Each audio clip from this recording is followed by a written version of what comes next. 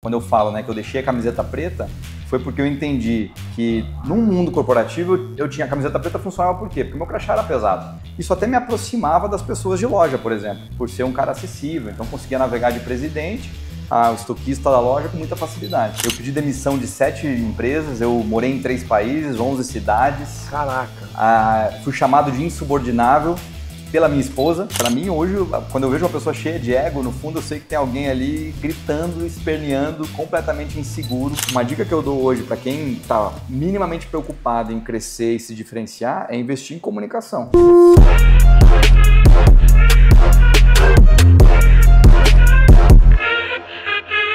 Fala pessoal, Cauê na área, mais um episódio de Kings Cash. E sempre tem Cauê, tem o quê? Conversa de marketing, conversa de negócio, conversa sobre carreira. E hoje eu tenho aqui um convidado que, além, né, de ser uma grande referência profissional, é um cara que vem construindo um legado muito interessante. Então, aí, principalmente as pessoas que pensam em empreender, tocar o seu próprio negócio, largar o corporativo, né? Estou aqui com o Guilherme Vadulski. Guilherme, prazer, meu amigo. Obrigado por aceitar o nosso convite, por vir para essa troca de ideia. Finalmente te conhecendo, né, pessoalmente, a gente troca muita ideia no LinkedIn, de repente aqui ao vivo, grande prazer, cara. É verdade, e aquilo que eu falo, o LinkedIn abre portas, né, Gui? Então se as pessoas, né, tá lá no LinkedIn só como paisagem, gerar conteúdo, conversar conexões, traz aqui conexões, aí eu e o Guilherme a gente se fala já tem um tempinho, né, Gui? É mesmo, e essa nossa conversa acho que nasceu de uma certa até polêmica, né? É verdade. Até visões complementares, ao mesmo tempo antagônicas, né? Dá pra te falar disso também. E vamos falar disso também, que é o Me Demitiram, né? É. não é o Me Demitiram. Não, foi você falando sobre não pedir aumento. Não pedir aumento. E eu falando, tem que pedir aumento. Esse é assunto bom.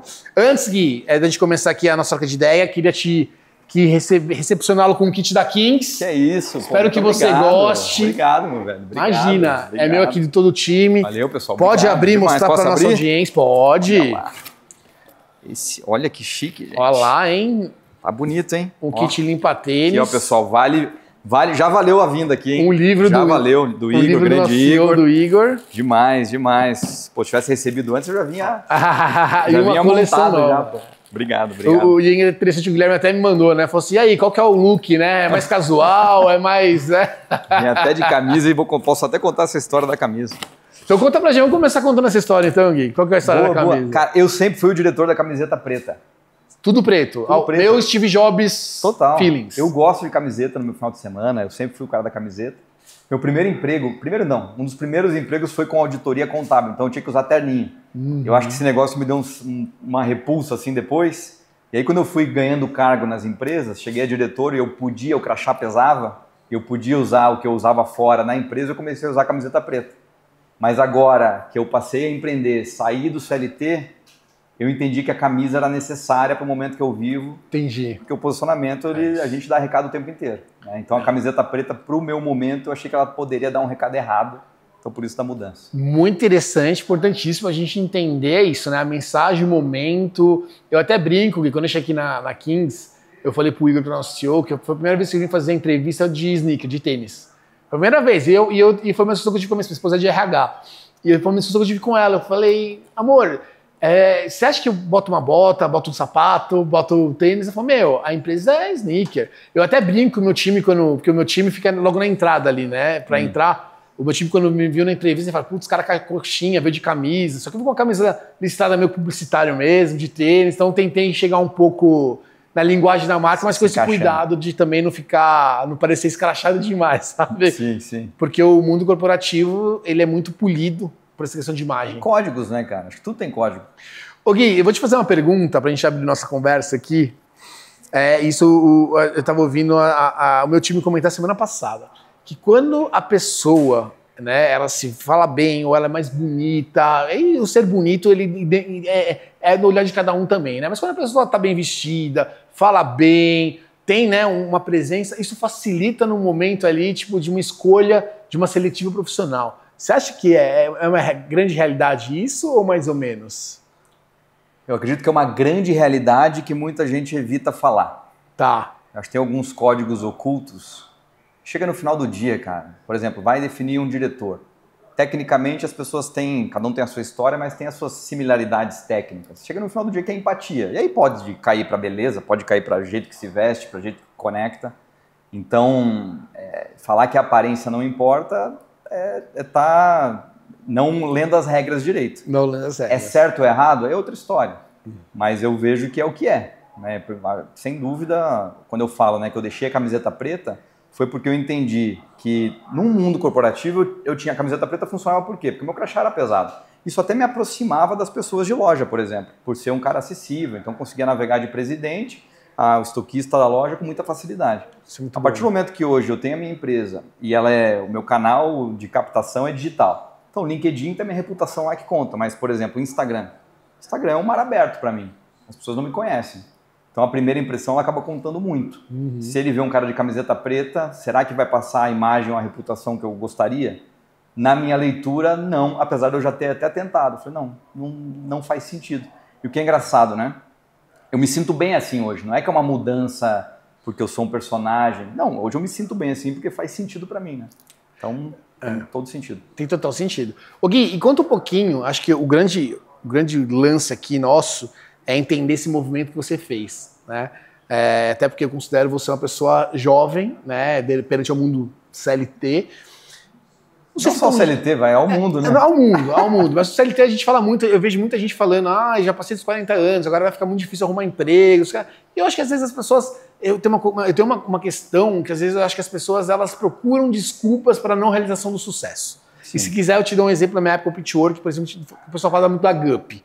Né? A gente pode entrar nisso. Sim. Mas para focar em você, né? Eu queria que você contasse um pouco da sua história profissional, né? De cargo, de chegar até o topo, né? E aí, em certo momento, ali tem uma mudança de deixar o mundo, o crachá, o CLT e partir para o mundo empreendedorismo, né? O mundo da sua imagem, né? Ali fazendo acontecer um negócio, acontecer uma imagem. Me conta um pouquinho sobre isso. Hoje eu falo que eu estou aposentado aos 39 anos. 39 anos. E, cara, eu sempre fui um cara muito carreirista. Eu fui trainee de 3 empresas. Eu fui de trainee a diretor em 9 anos. Eu trabalhei 17 anos no mundo corporativo.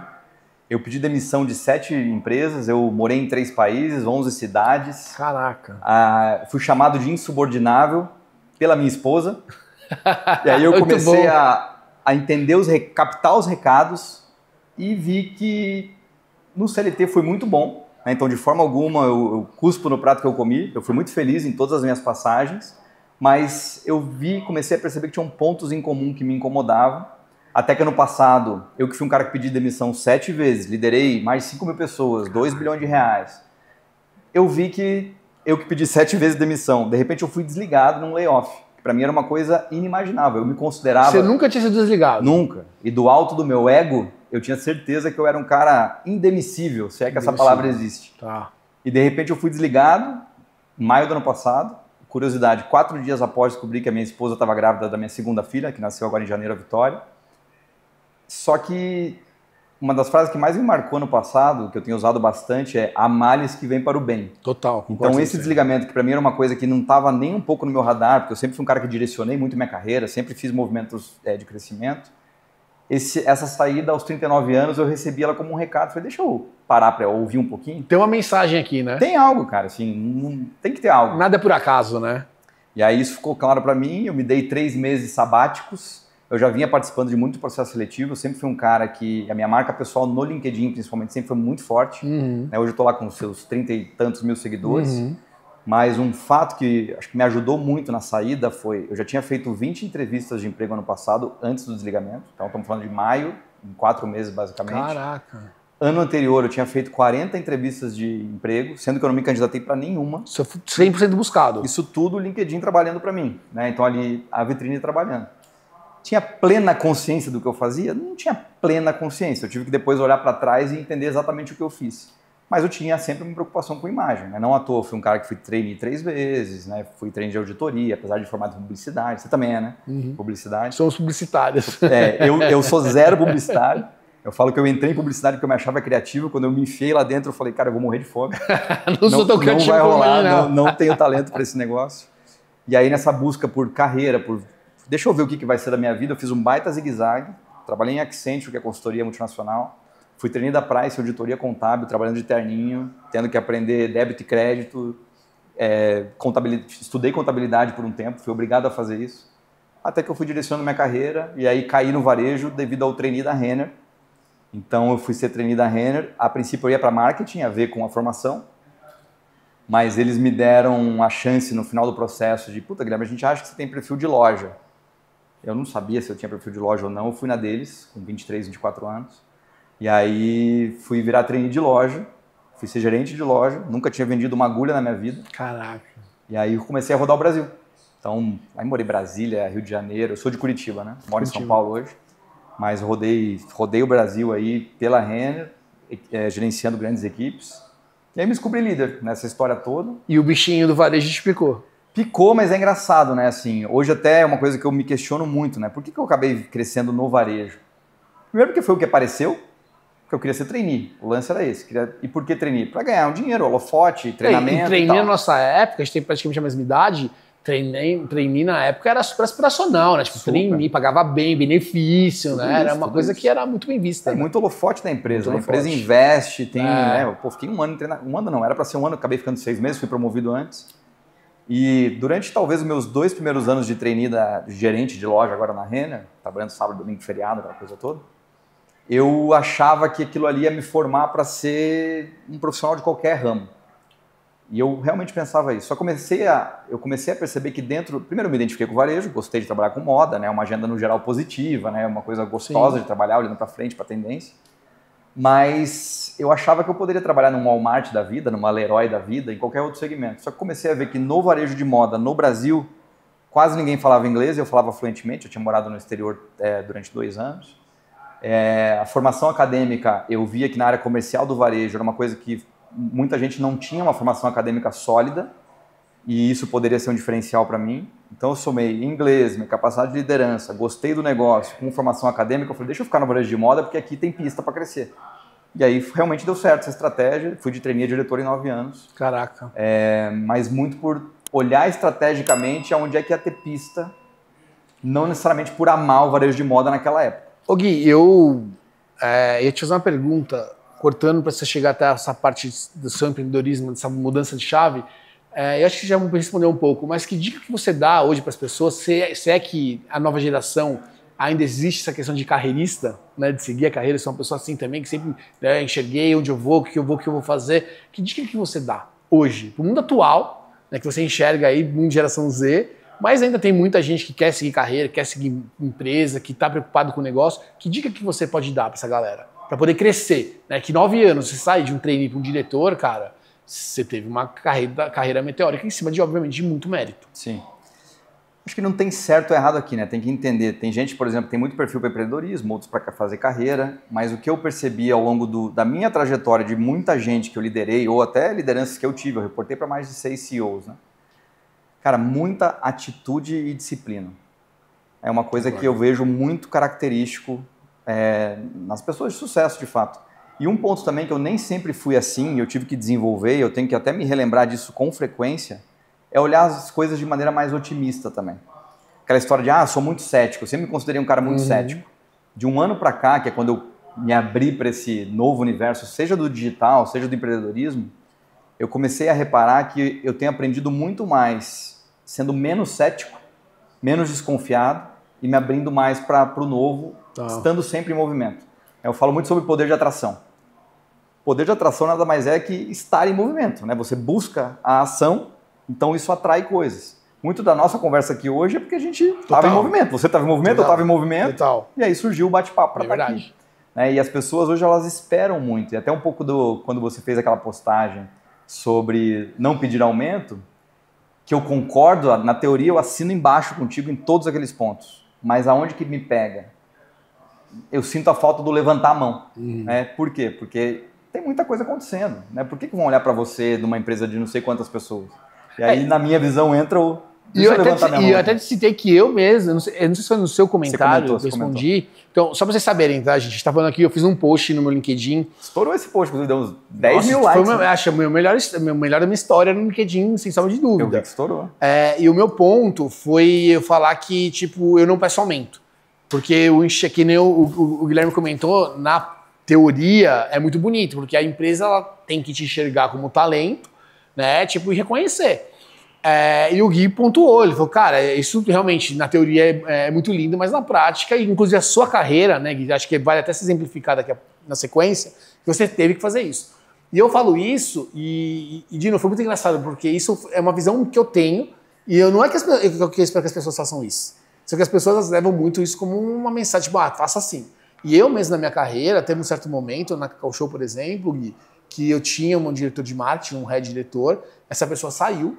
Na saída, essa pessoa falou pra mim, Cauê, eu entendo que você me sentia pronto, me sentia preparado, e a própria pessoa falou assim, Cauê, eu sinto que é o seu momento, só que eles vão abrir a vaga, tô sabendo que eles vão abrir a vaga pro mercado. Então, eu acho que é importante se posicionar. E eu, mas eu preciso me posicionar mesmo, né? Olha o que a gente tá fazendo. Eu falei assim, eu acho que precisa se posicionar. E eu fui lá, e eu descobri, e eu avisei inclusive o Alexandre, que é CEO, eu falei para ele, tô sabendo, me sinto pronto, se vocês abrirem a vaga para o mercado, tá tudo certo, vocês tragam uma pessoa para somar, porque a gente sabe que tem muita movimentação, que essa pessoa vem para não somar, né? Infelizmente acontece no mundo corporativo, mas eu tô falando que eu estou aqui, me sinto pronto, motivado por isso. Se trouxer alguma pessoa, tudo certo, a decisão da empresa, mas minha motivação muda.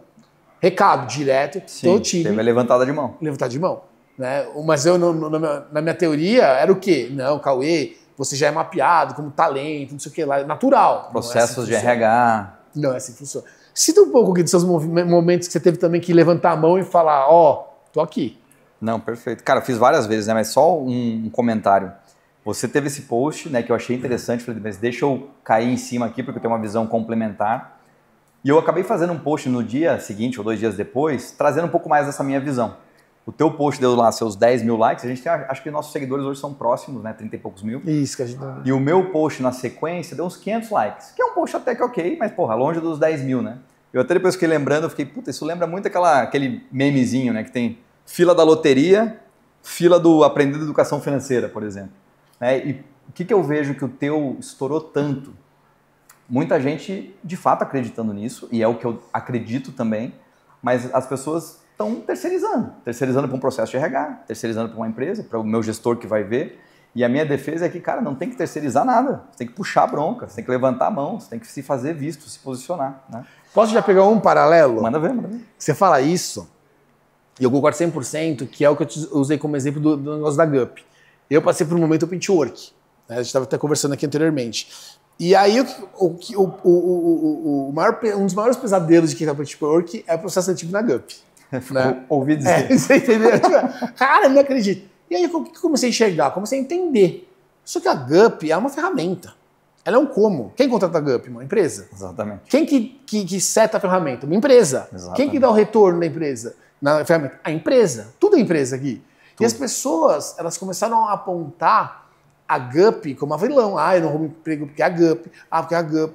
Eu até fiz um post na época sobre isso, um vídeo, e falei assim, gente, ok que a GUP, eu acho que eles têm um ponto como negócio que eles têm que melhorar muito, que é a questão do UX deles, porque se eu sou da GUP, eu vendo para você que é de uma empresa o serviço, eu tenho que ficar no seu pé. Guilherme, fizemos o anúncio da vaga, candidato, e aí, fechou, não fechou?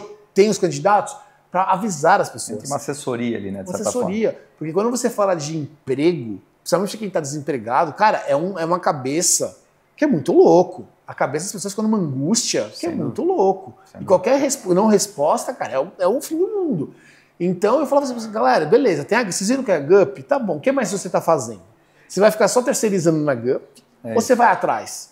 Pô, aí uma galera veio me procurar. Umas 15, 20 pessoas vão me procurar. Não, cara, mas dá uma dica, eu tô pedindo. Gente, o que vocês podem fazer? Vê de onde que é a vaga, bota lá no seu LinkedIn o nome da vaga, o nome da empresa. Bota em conexão, vê se você não tem nenhuma conexão que já possa te ajudar ali dentro do LinkedIn a fazer uma ponte. Nossa, eu nunca pensei nisso. Coisa que pra mim era super simples, tá, Gui? Porque eu sou nativo, nós somos nativos do LinkedIn, uma coisa que simples. Né? Outra coisa, procura o gestor da vaga. Quem pode ser o gestor dessa vaga? Manda uma mensagem, 95% das pessoas não respondem no LinkedIn. Mas você tem que tentar. Se você fica terceirizando... Tá no teu alcance, né? É isso. Você fica no seu alcance. Perfeito. E o povo gosta de cornetar antes de fazer as coisas que estão no alcance. Perfeito. Então, a minha mensagem foi essa, gente, beleza. Assim como o GUP, como qualquer site, eu entrar na Kings, de que eu mandar meu currículo por um e-mail, eu mandei. Me responderam, mas poderiam não ter me respondido. E aí, o que eu ia fazer se eu não me respondesse? Entendeu? Então, essa questão de, que você falou, terceirizar é uma coisa que, infelizmente, existe muito no mundo corporativo. Terceiriza, a responsabilidade é deles, então deixa. Mas conta os seus cases aí, nesse sentido. Cara, eu pedi demissão 7 vezes, né? Então, assim, primeiro emprego Accenture, foi ótimo, não gostei, depois vou para a trainee de uma Price, foi ótimo, mas chega num ponto que eu não me sentia bem, não tinha, eu era um ET naquele negócio. E aí, mas entrando no mundo do varejo, trainee da Renner, fui 4 anos e meio gerente de loja. Muito bem avaliado, as coisas acontecendo, mas eu queria mais, eu nunca tinha sido um cara de loja. Eu entrei porque eu achava que era importante para conhecer o cliente, barriga no balcão e tal, foi ótimo. Mas chegou num ponto que eu senti que minha curva de aprendizado estava começando a ficar ali baixinha. E aí isso sempre me incomodou muito. Apesar de bem avaliado numa Renner, cara, se desse tudo certo, ia levar mais uns 3 anos para ser promovido a gerente regional. Na época eu já me posicionava no LinkedIn, muito mais leve do que hoje, mas eu estava presente, né? Estamos falando aqui de 2014. E via LinkedIn, a Lingerie me encontrou, e aí eu fui para gerente nacional. Então aí eu já dei um grande pulo na carreira. Você vai trabalhar com lingerie, roupas femininas, né? Roupas íntimas femininas, né? Eu lembro de diretor da Renner me ligar e falar: Guilherme, você vai vender roupa íntima feminina, esse negócio nem tem tanto mercado assim, olha a venda disso aqui na Renner. Eu falei: tudo bem. E realmente eu saí de uma mega Renner, onde eu era lá alguém, um peão no tabuleiro, e fui para uma Lingerie já num cargo de gerência nacional, faturamento muito menor. Na época, a Lingerie tinha 23 lojas, mas eu fui para ser responsável por todas elas, reportando para CEO, reportando para conselho. Então, foi um movimento, aos meus olhos, muito estratégico ali, de vou sair de uma mega Renner que eu fui trainee para, de repente, para uma Lingerie, que era uma empresa infinitamente menor, mas que o CEO era um cara que veio de uma C&A, então, estrategicamente, eu achei que tinha sentido. Fiquei lá 1 ano e 3 meses, nessa empresa, na época, tinha um turnover muito alto, passou por vários CEOs, acabei indo de lá para Calvin Klein, me acharam via LinkedIn também. E aí eu falo que a Calvin foi fome com vontade de comer, volta para uma multinacional, reporta Brasil, reporta Nova York. Fiquei lá 2 anos e meio, extremamente intensa a cadeira também em posição, muito turnover eu tive que gerar, implementar processo, etc. Até que chegou num ponto, queria virar diretor, as coisas até com muita, de certa forma, ansiedade eu olhando para trás, e um ego sempre muito alto e autoestima muito alta também. Até que veio o convite da Aramis. Na Aramis, na época, eles estavam numa transformação. Eu falo que na época a Aramis estava muito ali grudada com o Brooksfield. Então eles estavam, o Richard, né, dono que você conhece, é um cara que já tinha uma visão muito interessante para a marca, mas ainda não estava aplicada. E ele estava buscando pessoas para ajudá-lo nisso. Como era um dono, que eu tive afinidade, a empresa tinha fundo de investimento por trás. Eu falei, puta, tem fundo por trás, então não vai ser só maluquice de um dono. Essa soma fez sentido. Eu tive que analisar muito estrategicamente isso, porque, porra, sai de uma multinacional, volta para uma empresa de dono, só que o fato de ter um fundo com 48%, 49%, já... isso aí vai ter o mínimo de governança. Profissionalidade. Exato. 100%. Então fui para a Aramis nessa transformação, comprando muito o sonho do dono na época, e foi de fato uma transformação enorme. Fiquei lá 3 anos, passei a pandemia lá, fui promovido lá, fui depois responsável por lojas próprias, franquias, né? Foi ótimo, mas começa a vir uma inquietude de volta de, poxa, beleza, tá tudo indo bem, o próximo cargo é o CEO é o dono, ele é um ano mais velho que eu, não dá nem para sonhar em algo aqui neste sentido, apesar da empresa estar indo muito bem, continua muito bem até hoje. E nessa, é um fato engraçado, nessa época eu contratei o meu primeiro mentor externo, que eu contratei de fato. Depois a gente faz um link para o que eu faço hoje. E era um antigo diretor meu da Renner, porque eu já estava ali nessa angústia de quero empreender, eu quero continuar no mundo corporativo, quero reportar para o CEO como tal.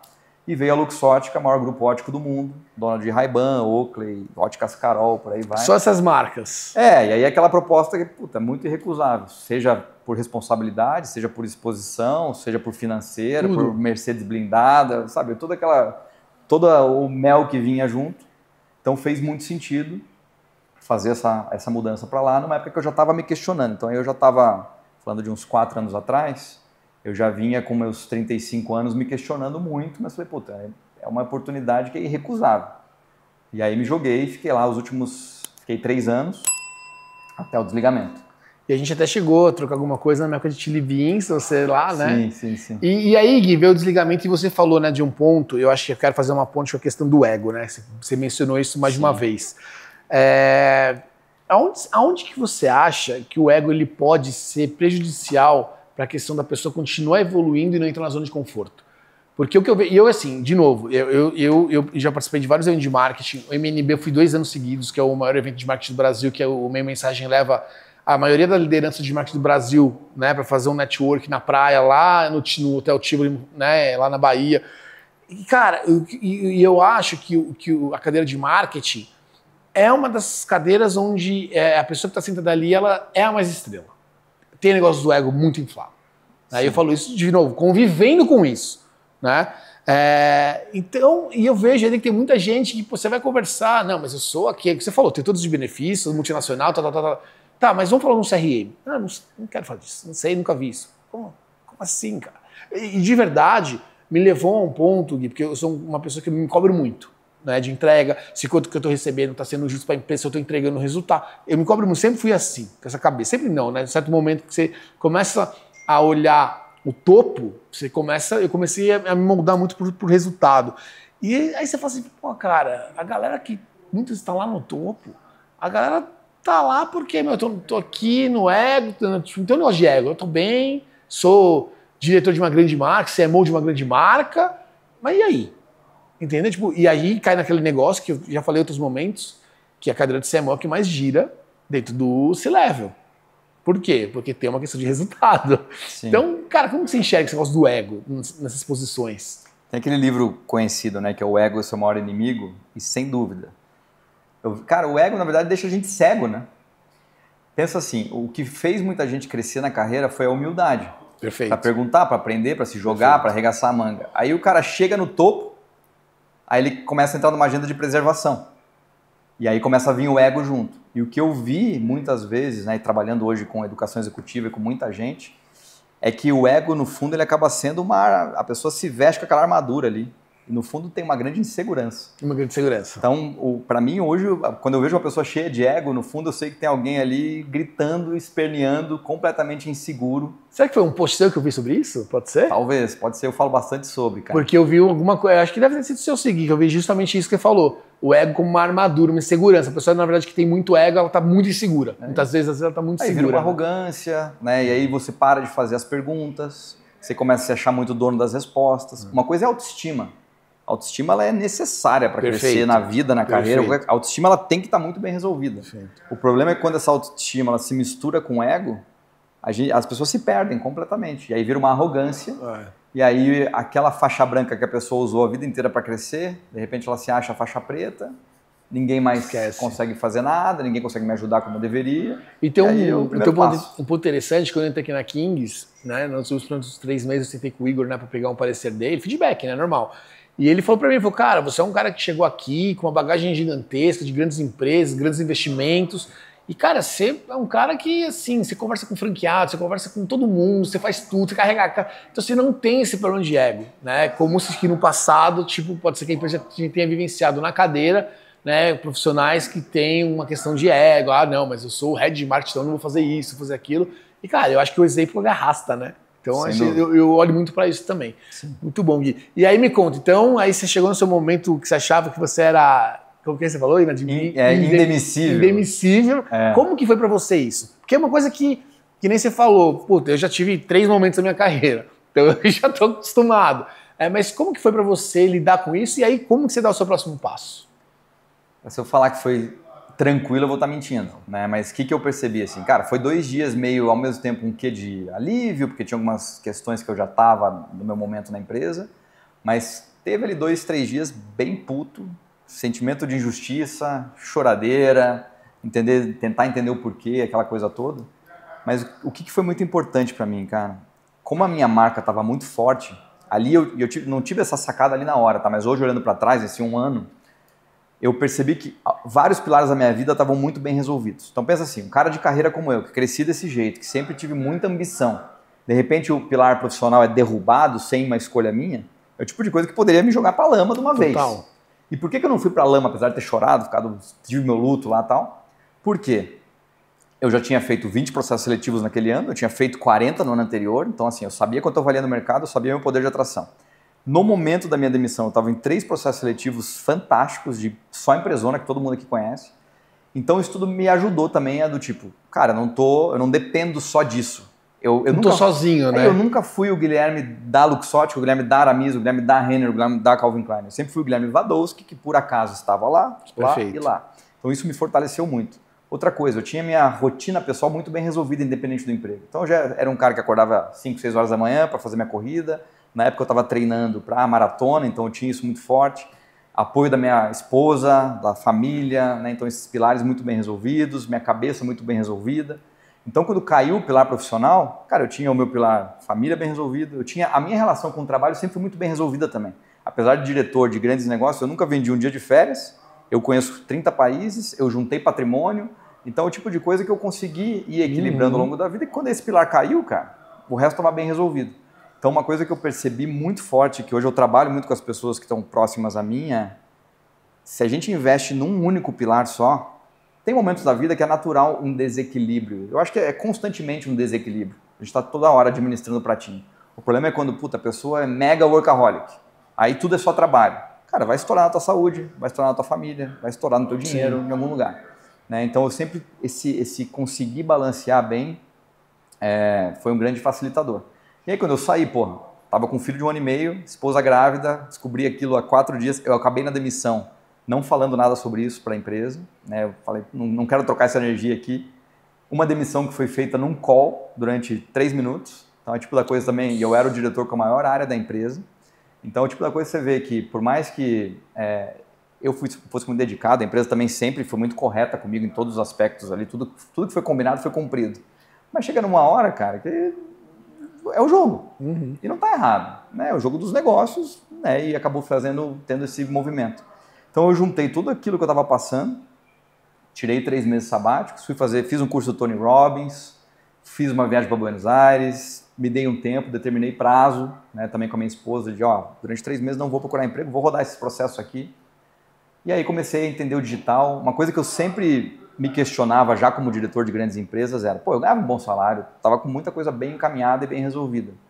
Mas morando em São Paulo, você começa a olhar imóvel, por exemplo, você fala, tem muito dinheiro rodando aí que não está vindo para o meu bolso. É isso apesar aí. De já ganhar bem. Isso aí. E aí eu falei, cara, tem um dinheiro no digital aí que, cara, tem muito dinheiro nesse mundo. E apesar de eu já ganhar bem, eu não está vindo esse dinheiro todo para o meu lado. E aí eu comecei a pesquisar, me aprofundar mais no digital, e aí comecei a ver que ali tinha algo. As pessoas começaram a me pedir ajuda também. Então, hoje, meu trabalho de educação executiva, ele nasceu baseado em 3 pilares. Que era liderança, carreira e marca pessoal, porque as pessoas me pediram essa ajuda. Então muita gente, Guilherme, você cresceu rápido, me ajuda em carreira.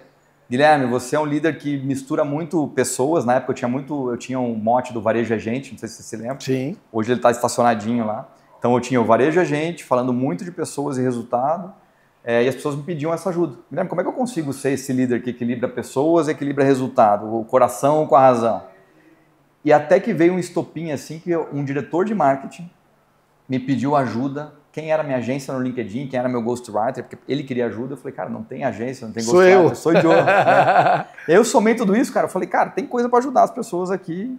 E aí chegou um determinado momento que eu tive que, fazendo processos seletivos, veio uma proposta, e eu tive que respirar fundo e falar, cara, a hora de dizer não é agora, porque se eu pegar essa proposta agora... Você ia largar tudo isso e ficar de segundo tempo. Cara, ia, levar 2, 3 anos talvez para eu voltar a me questionar. Sim. E eu provavelmente estaria feliz, esse que é o lance.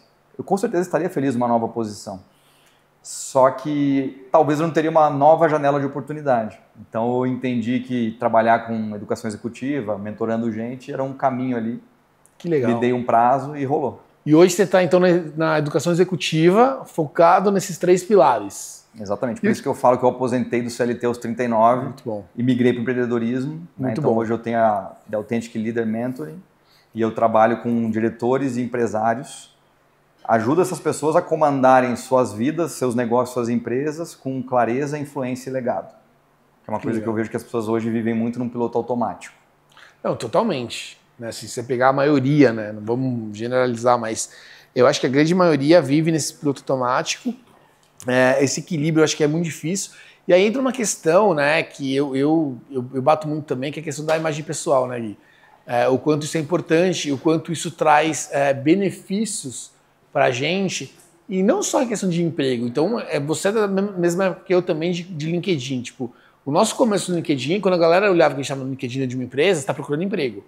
Era isso que eu estava. Nossa, o Cauê está no LinkedIn, está procurando emprego. Eu falei assim, gente, pelo contrário, eu estou aqui para divulgar o trabalho que eu faço aqui dentro da empresa. Sim. Eu não sou a empresa, eu faço parte da empresa, mas o que eu dou meu case aqui de sucesso é da empresa.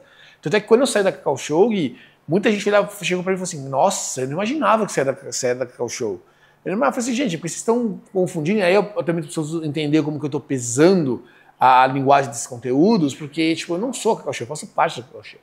Entendeu? E aí é o que você falou, cara, a gente tem que traçar nossa trajetória profissional, nossa carreira e saber ali qual é o momento de cada movimento. Qual é o momento de levantar a mão e pedir, qual é o momento de falar, putz, não vai ser aqui, vou seguir outro lado. Né? Então isso tudo é muito importante. Eu estava falando com um amigo meu semana passada, retrasada, e ele falou, pô, meu, eu vivi um momento muito tenso agora para entregar um projeto e eu entendi que, putz, cara, eu não quero viver isso pra minha vida.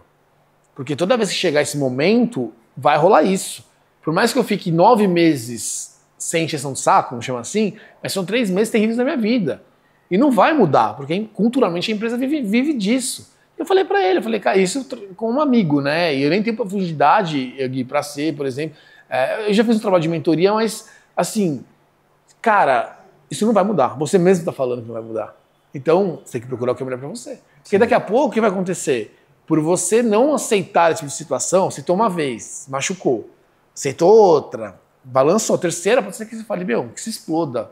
E pode ser que ainda as pessoas te mandem embora, ainda pra falar que você não tá de cara feia. Então, assim, o mundo corporativo, o olhar da pessoa de cobrar a carreira de cada um é muito importante, né? Eu falo, uma frase que eu uso muito é aquilo que você não tá mudando, você tá aceitando. E as pessoas vão deixando. É verdade. Né?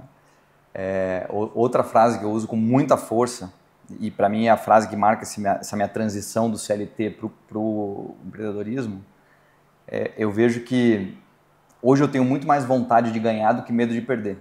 E o mundo corporativo vai deixando o profissional com medo de perder. É tão difícil chegar no alto, é tão difícil ganhar dinheiro. E aí quando você chega, você fala, nossa, não tem como ganhar melhor, ou como é que eu vou abrir mão de tudo isso daqui? E hoje o que eu digo, fazendo essa transição e conversando com muito empresário, o dinheiro está no empresário. Mas assim, sem sombra de dúvida. A autonomia está no empresário, sem sombra de dúvida. Um ponto que me incomodava muito, por exemplo, como grande diretor de grandes empresas, minha autonomia até um pedaço. E um pedaço cada vez menor. E aí eu comecei a ver que presidentes de empresa também não tinham autonomia nenhuma. Então, até que ponto faz sentido? É legal, ganha dinheiro, tem status, barará. Mas se a pessoa busca uma transformação maior, dificilmente, sendo empregado, ela vai conseguir plenamente. Vai chegar num momento que não vai mais ser a agenda dela.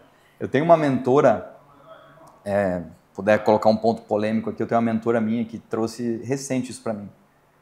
Bateu até doído, não em mim, mas na reflexão. Ela trouxe assim, falou, Guilherme, trabalhar para os outros chega a ser medíocre. Falei, nossa, esse negócio é pesado. Forte, né? Mas aí por quê, né? No fundo, essa mediocridade é o quê? É estar na média. Então, a partir do momento que você trabalha para os outros, você vai ter que seguir a visão de alguém, você vai ter que seguir a agenda de alguém, e a vida é uma só. Então, eu que trabalhei 17 anos para os outros, e foi ótimo, e talvez isso foi necessário para eu fazer esse movimento que eu fiz agora, mas eu vejo que, de fato, muito da minha inquietude de fazer essa mudança foi, cara, não estou afim de ficar a minha vida inteira para talvez lá com 60, 70 anos fazer o que eu de fato quero. Então, é uma provocação importante entender, né, para onde você quer ir e até que ponto faz sentido. Tem um dado do Cortella que eu gosto de usar muito, que ele fala isso, né? Ele fala que no mundo hoje profissional, corporativo, 98% das pessoas são medíocres. E é o que soa forte, você fala, nossa, eu sou medíocre é mediano, é média. Né? Então, realmente, e vai muito de encontro com o que você está falando aqui, né? Tipo, o quanto que essa pessoa, ela também, dentro do negócio da agenda dela, tipo, quero aumento, mas não quero fazer diferente. Né? Teve um post do nosso CEO que foi polêmico. Queria a sua visão sobre esse post. Ele fez um vídeo falando o seguinte, num podcast que ele gravou com um convidado, ele falou assim, pra mim é o seguinte, o colaborador, ele tem que fazer mais do que ele ganha para no futuro ele ser reconhecido. Então é isso. Então você quer ter um aumento? Eu vou sentar com você, vou entender. Você fez mais do que foi combinado? Você merece um aumento. Você fez o que foi combinado? Você está recebendo? Qual que é a sua visão sobre isso? Porque isso foi polêmico. Isso gerou uma polêmica sobre esse assunto normal. E assunto que a gente fala de carreira, de posicionamento, é sempre assim. Qual que é a sua visão sobre isso? Ele tá certo, cara. Na teoria, né, se a pessoa faz um bom trabalho, aí tem as avaliações, ela deveria ir crescendo e tendo aumento. Na inbox, tudo aquele... Cara, chega na prática, é quem faz mais, quem entrega mais, quem levanta a mão. Eu tenho 2 filhos pequenos. Eu aprendi agora que quem não chora não mama. De fato. Então tem que entregar mais, tem que fazer mais. Ah, mas é injusto. Ok, vai abrir seu negócio então. É isso. Esses dias eu estava falando com uma pessoa e ela estava falando assim para mim, Guilherme, porque eu não concordo em jogar o jogo corporativo, eu não vou ser duas caras. Eu não vou ser falso e ter que aguentar uma pessoa que eu não tolero. Eu falei, tá tudo certo. Você já pensou em abrir teu negócio? Não pensei. Então é bom você começar a jogar. Ah, mas as pessoas acham que jogar é negativo. E aqui é uma coisa que eu desmistifico muito. Jogar não é negativo. Por isso até que no trabalho com os meus mentorados hoje, eu começo por 2 pilares iniciais aqui que são determinantes. Primeiro, qual que é a tua motivação? Então, por que você faz o que você faz? E aí dá para chegar aqui até em propósito, se quiser. Mas por que você faz o que faz? Segundo, quem você é? Qual é a tua marca pessoal? Quais são os teus valores e princípios? Com esse negócio muito claro e bem resolvido, fica muito mais fácil jogar o jogo. Por quê? Eu vou jogar sabendo para onde eu estou indo e eu vou jogar dormindo em paz, sabendo que eu não estou ferindo meus valores e meus princípios. Com isso, cara, você vai conseguir engolir um sapo, você vai conseguir segurar teu ímpeto, não querer entrar em toda a guerra e toda a batalha. Você vai resolver as coisas de uma maneira muito mais sadia, jogando o jogo sem ser falso, sendo mais transparente consigo mesmo. Então, eu concordo com a visão dele. Assim, tem que entregar mais. E óbvio que daí o mundo ideal, a empresa estar com o radar ligado, ser sensível para o processo. É a teoria. Mas né? É isso, eu vou ficar dependendo da teoria. Eu estava esses tempos numa conversa com uma pessoa que eu admiro muito, um grande profissional, e aí estava contando dessa minha transição. Ele falou, pô, Guilherme, olha que legal. Talvez não foi você que desenhou todo esse caminho dessa forma. Você com certeza não pensaria nesse como. Eu jamais colocaria no como eu ser desligado. Mas eu fiz um movimento que eu antecipei minha aposentadoria.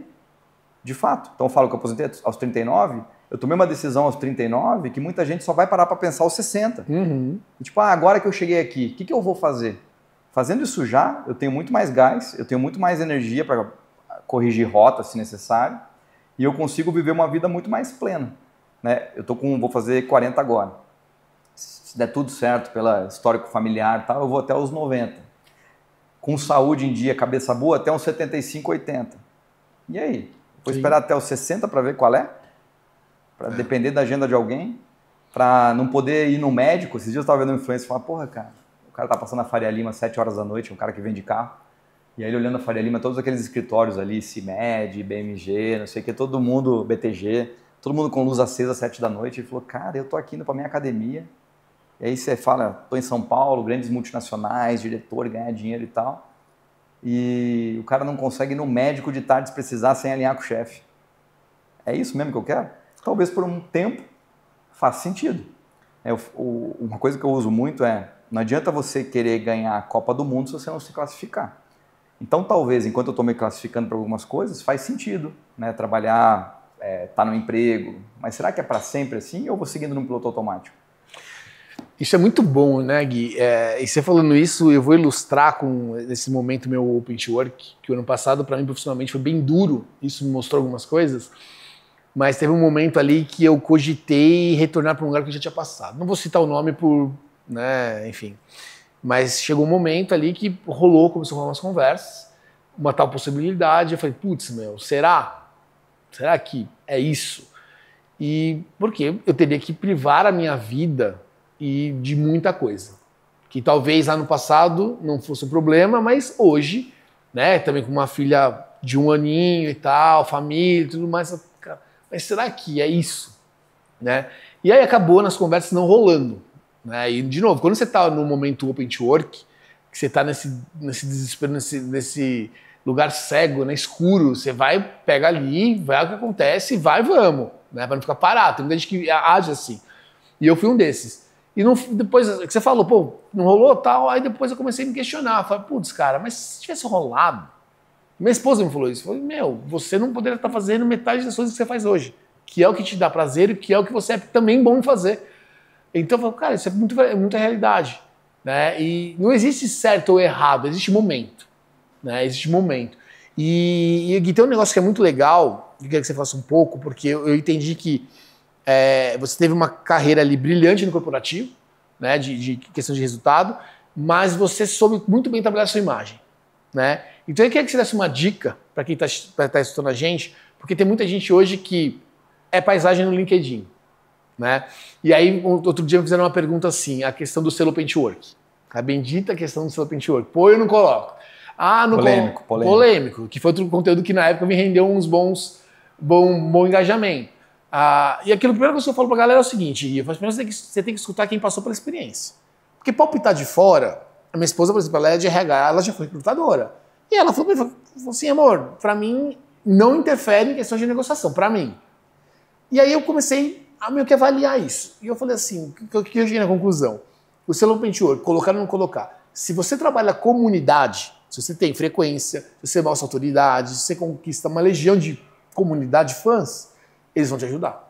Quando eu postei que eu estava Open to Work, eu recebi mensagem assim, uma porrada de mensagem, de indicação de gente que eu nem imaginava, que eu não conhecia. A pessoa me mandando contrato do CEO, fala com ele que tem uma vaga lá, eu falei, meu, que loucura. Me ajudaram nesse sentido. E se você já tinha um posicionamento claro, né? A pessoa fala, nossa, o Cauê tá Open to Work, é até estranho. Esse foi o sentimento. Só que se você não faz nenhum trabalho, se é uma paisagem lá dentro, você vai botar o seu Open to Work, aí pode te queimar, porque você não faz nada e tá Open to Work. Eu já ouvi de Headhunter, por exemplo, foi uma coisa que eu analisei para mim na época, né? Sim. E como eu tenho muita relação com muito Headhunter, por todas essas milhares de entrevistas que eu já fiz, eu ouvi de um Headhunter algo do tipo, Guilherme, é meio colocar um adesivo de carro usado no Brasil. Nos Estados Unidos é diferente, que é onde nasceu o conceito, né? Então, somando tudo isso, e hoje que eu trabalho de certa forma com isso também, eu vejo que dependendo do nível hierárquico, tem mais sentido ou menos. De maneira geral, eu vejo que quanto mais alto o selo Open to Work, a não ser no caso que você trouxe, porque se a pessoa tem um posicionamento forte, chama muita atenção, né? Chega a ser esquisito. Você fala, nossa, esse profissional está Open to Work? E não tem demérito aqui, é só esquisito. E isso pode chamar atenção. Mas eu vejo que tem uma separação, dependendo do nível, do impacto da leitura sobre o selo. Muito bom. Muito bom, leitor. Mas eu ia te fazer a pergunta, a questão da pessoa que, para se posicionar, né? O quanto que o LinkedIn ele realmente é uma vitrine profissional para as pessoas. E, cara, isso é muita coisa legal, de novo, não é só questão de emprego, mas é questão de uma parceria, de um network, de uma conversa, de uma troca. Eu já fechei, por exemplo, coisas muito grandes pelo LinkedIn, porque nasceu de lá e nasceu porque eu me posicionava e tinha frequência no canal. Como que você pode dar uma mensagem para a galera que está escutando, questão de LinkedIn, que ainda só acha que o LinkedIn é para achar emprego ou para ficar além do feed? Sim. Você usou o termo vitrine, acho que o vitrine é perfeito, né? Kings trabalha com moda, né, com shopping, com vitrine. Se a pessoa não quer gravar vídeo, gerar conteúdo, ela tem minimamente a obrigação, se ela está no mundo corporativo, de deixar a vitrine dela bem arrumada. Porque a vitrine vai falar por si só. Ao mesmo tempo, quanto mais você coloca, vou chamar uma propaganda, eu comunico algo novo, eu me junto com alguém, você tem mais visibilidade. Então, eu sempre gerei muito conteúdo no LinkedIn só via texto. Eu nunca coloquei vídeo, agora eu coloco mais. E sempre para mim funcionou. Então, eu entendo como obrigatório para quem quer crescer mais rápido, para quem quer mais oportunidade, se posicionar de alguma forma. Sempre entendendo aqueles pilares que eu falei. Qual é a tua motivação? Por que você está ali? Quem é você? Porque eu vejo muita gente também fazendo espuma.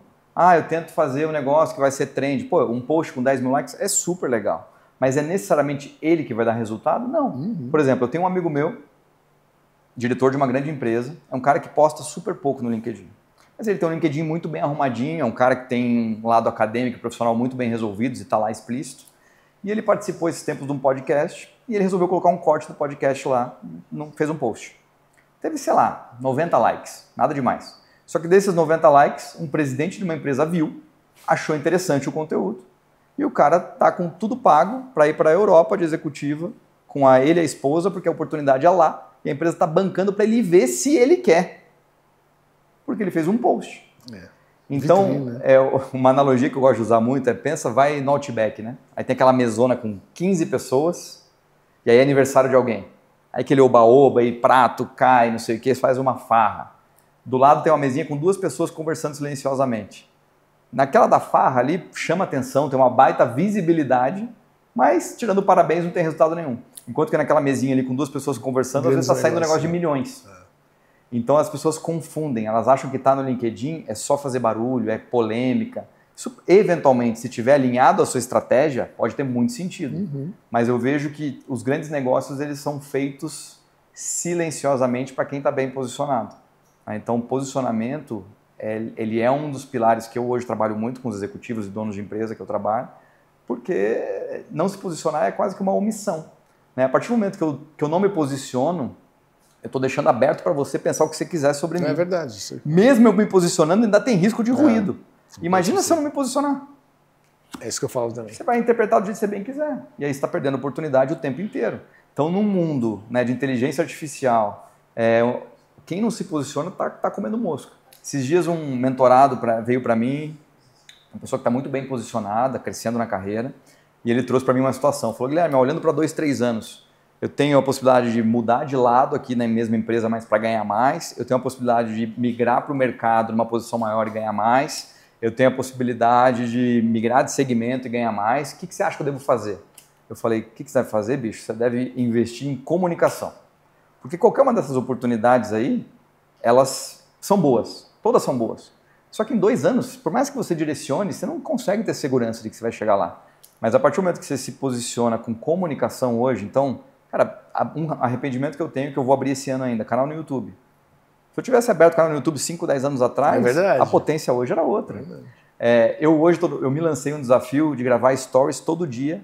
Tem 1 mês já que eu estou gravando até o final do ano. Tá conseguindo? Tá conseguindo. Tem dia que nem que eu gravo mais ou menos, mas não vou largar. Por quê? Porque até o final do ano a minha comunicação vai ficar espetacular. Sim.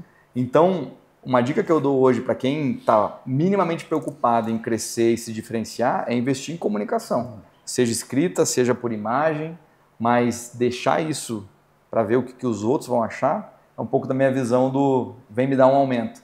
Né? Acho que a gente tem que pedir pelas coisas e tem que mostrar o que está fazendo. Guilherme, muito bom. Chegamos no final, passou rápido, que conversa boa vai assim. De novo, queria te agradecer, parabenizar aí você como eu tive a grande referência do modelo executivo, agora seguindo esse seu novo modelo. Deixa aí pra galera seus canais, onde a galera te encontra, conecta, vê lá seus conteúdos. Fala pra gente. Boa, 2 canais principais hoje. Então, Guilherme Wadowski, Wadouski, no LinkedIn, Guilherme Wadowski. E no Instagram, que está começando, tá? Ainda tô com um pouquinho de seguidores lá, então se você seguir vai me ajudar bastante. Eu tô com um pouquinho, eu não sei se eu te sigo, mas eu vou olhar lá. Me ajuda lá, vocês me ajudem aí também. Então, Gui Wadowski no Instagram, eu tenho falado muito sobre liderança, sobre o mundo corporativo, sobre empreendedorismo, que hoje é um mundo que eu estou encantado. Total. Uma coisa que eu acho sensacional do empreendedorismo, né? E vocês aqui estão numa empresa com um empreendedor forte à frente. O lance de você criar valor do zero é uma coisa que tem me fascinado.